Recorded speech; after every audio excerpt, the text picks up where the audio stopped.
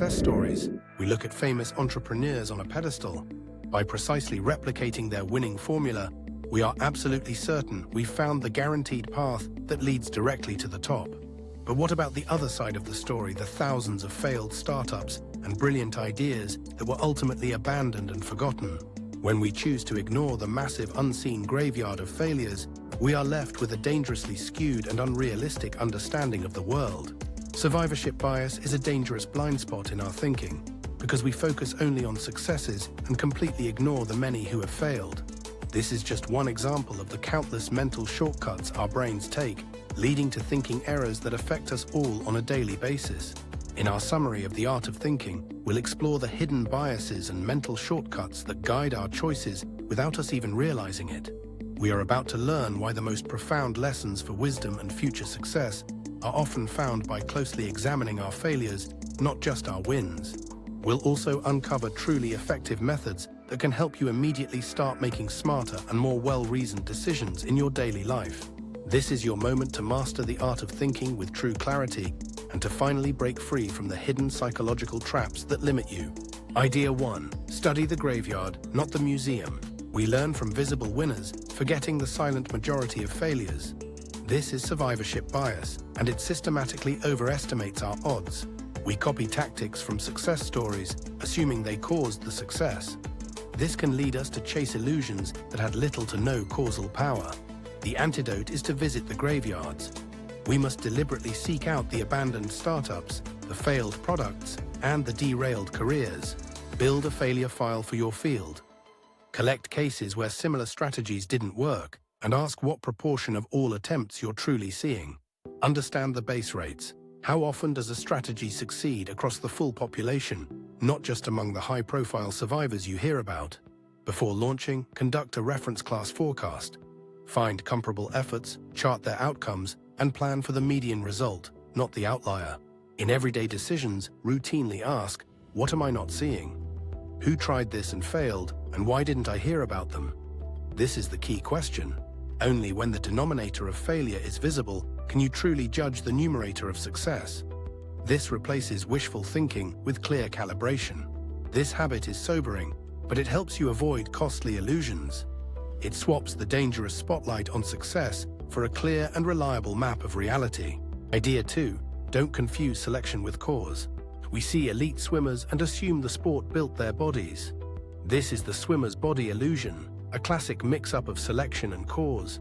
The truth is, people with these specific body types are chosen for swimming. Their physique is a factor for selection, not a result of the training. Top universities boast successful alumni, but is it the teaching? Or do they just admit the most capable and driven learners in the first place? Imagine a huge funnel for admissions.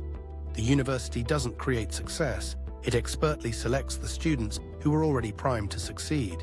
In hiring, don't assume a prestigious company made an employee great. Ask what pre-existing qualities got them hired over all the other applicants. Beware of copying the routines of successful outliers. Their unique genetics, timing, and hidden networks might be the real cause of their success. To see clearly, identify the selection gate and its criteria. Test if the cause still works when you remove the effects of this initial filtering. This lens stops you from chasing illusions. You'll learn to separate the real cause of success from the traits that simply made it past the filter. Idea 3. Make disconfirming evidence a habit. Confirmation bias. The mother of all misconceptions makes us bend information to fit our beliefs while we conveniently ignore any contradictions. A powerful cure is concrete hygiene, where you write down your beliefs and for each one list the exact evidence that would make you change your mind. To challenge your own bias before deciding, assign a contrarian or a red team to find compelling evidence that actively disproves your favorite option. Diversify your information by deliberately following a small handful of high-quality sources that you know will challenge your personal perspective. Evaluate your performance against your pre-committed plan, not a story told later, because true success is simply doing what you said you would do. To improve your conversations, first state the strongest version of the other person's viewpoint before you offer your own response. When you find evidence that goes against what you believe, reward yourself for that discovery instead of punishing yourself for having been wrong. This rewires your identity from the need to be right to the mission of getting it right. the only mindset truly compatible with clear thinking. Idea 4. Judge decisions by process, not results. With outcome bias, we judge a decision by its result, praising good luck and blaming bad luck, while ignoring the quality of the actual thinking process. It's essential to evaluate your entire process, thinking through the options you considered, the probabilities you assigned, and the hard trade-offs you faced. Keep a decision journal to log the context and options, plus your forecasts and rationale for each choice before you know how things turn out. When you review your journal later, focus on assessing your reasoning without letting the outcome influence your judgment of the process. It's vital to separate quality reviews from performance reviews, because one checks the work process while the other just looks at the final results. Run a pre-mortem to find problems before you begin. Gather your team and ask them to imagine all the ways your plan could go completely wrong. Next, hold a blameless post-mortem to review the quality of the information used, rather than focusing on individual actions or the final outcome. This mindset lets you make bold bets with confidence when the odds justify it, and you can act knowing you are backed by a sound process. It helps you exploit your entire system. Explain the guiding principles behind your incentives so people can fully internalize the why and not just focus on the mechanical formula. The best systems align personal interests with the company's goals, while poorly designed systems inevitably create perverse and even toxic behaviors. Idea 6. Use because, but test the reason. A famous experiment showed a simple trick. Just adding the word because to a request dramatically increased people's willingness to comply. This worked even when the reason given was completely meaningless. The word itself was a powerful shortcut that triggered immediate consensus. As a communicator, you can use this ethically. Attach a clear, concrete reason to your requests, and you'll find adults are far more helpful. For example, instead of just asking for a change, explain the benefit. Because this new process will cut our weekly reporting time by 30%. To think critically, you must build a mental defense. When you hear because, it's your signal to engage your mind, not to just switch it off. Pause and probe the substance of the reason. Does it actually support the decision? Is there any real evidence or data behind the statement? In your team, create a habit of the reason check. Normalize asking for the specific data or mechanism behind a proposal to ensure its quality. Over time, this makes you a kinder, more effective asker and a sharper, more insightful skeptic. You'll use reasons to clarify, not to manipulate. Idea 7. Replace performance with real understanding. Many people confuse performance with true expertise, like a chauffeur reciting a lecture. They just have the script, but lack any real understanding. It's called chauffeur knowledge, the dangerous illusion of mastery without true substance. This thinking misleads teams and derails important projects. To avoid this trap, test for depth, not just polish. Ask a probing question, like what evidence would actually make you change your mind on this. Ask an expert about their past failures, because real professionals have tales from mistakes and aren't afraid to discuss the lessons they learned. Always value those who understand their own limits, because true wisdom is knowing the clear line that separates what you know from what you don't. For your own work, build genuine mastery instead of just a polished facade. Test yourself by teaching the fundamentals to a complete beginner. Sharing a public list of things you don't know is a powerful display of intellectual honesty and a real commitment to continuous learning. Reward people who say, "I don't know yet, but have a plan." You'll build a team that values honest discovery instead of just pretending to know. Organizations that value deep knowledge avoid costly, flashy mistakes and instead succeed by compounding their many small, quiet insights. Idea 8. If you have nothing to say, say nothing.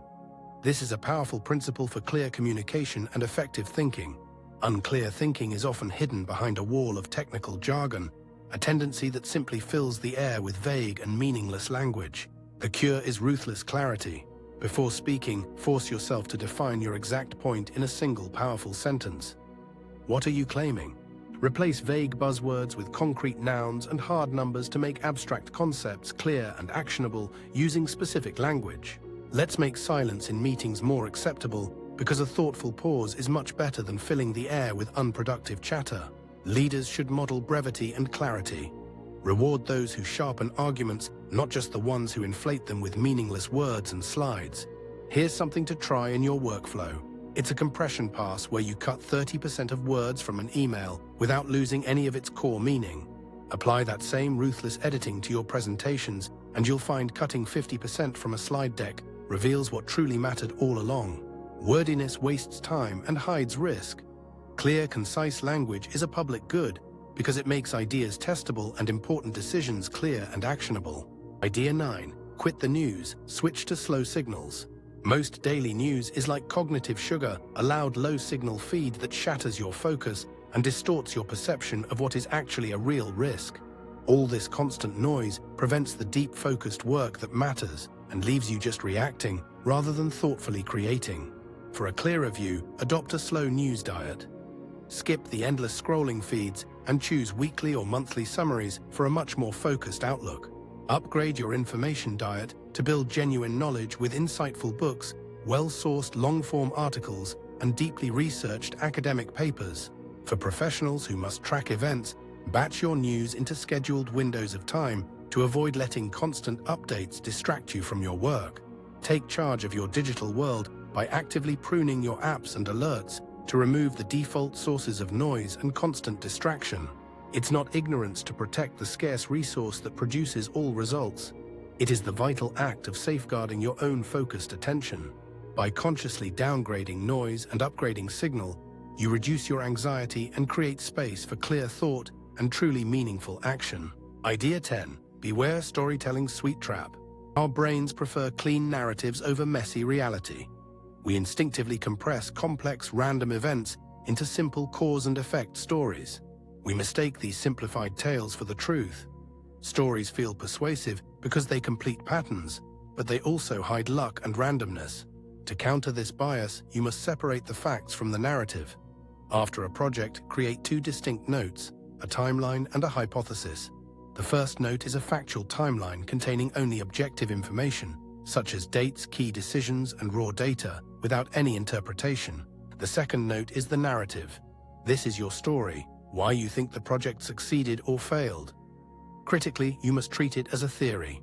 In analysis, demand the full data distribution, not just a single story. If someone shows one success, ask to see the results from all their other attempts. If you must use stories, pair each with a counter-story. Use the same facts, but show how they could lead to a different, plausible conclusion. When you feel seduced by a plausible tale, remember the warning. Even stories that are factually true are still just well-packaged fairy tales. Use stories to generate hypotheses, not to close inquiry. Let them be the starting point for your investigation, not the final, satisfying answer.